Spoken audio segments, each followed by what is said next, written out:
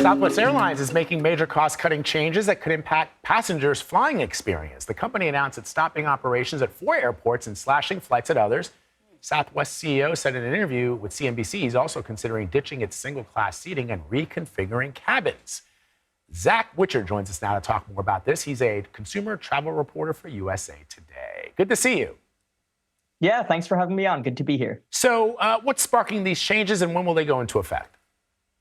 Right. So the decision to pull out of those 4 airports that you mentioned is really just Southwest CEO said that they were underperforming. There wasn't as much demand there as they had hoped, and they are choosing to redeploy their planes elsewhere where there is more demand.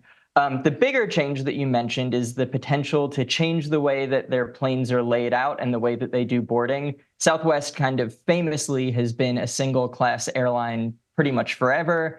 And they don't have assigned seats. And what the CEO said on their earnings call last week is that basically passenger preferences are changing. What people are looking for at airlines is different than they were, 10 years ago or something like that. And so Southwest is studying making these changes, but they haven't actually announced what the changes will be. They said they're just looking into it and considering making them. They need to do further research before they actually implement any changes.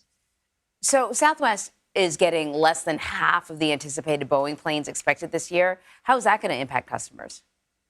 Yeah, so, the impact of delivery delays like that is really hard to see for customers because it essentially means that the airline can't enact the growth plans that it has, but it doesn't actually change very much in the day-to-day flying.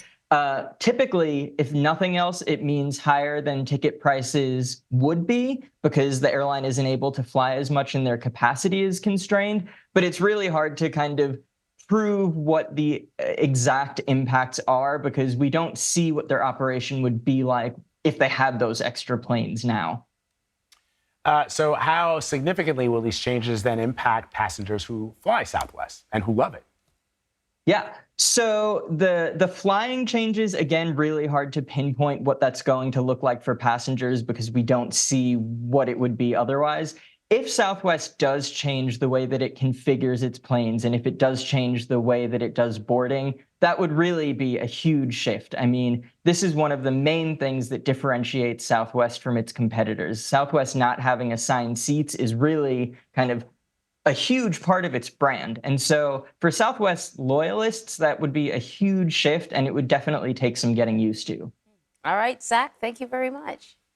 Yeah, my pleasure. Thanks again for having me on.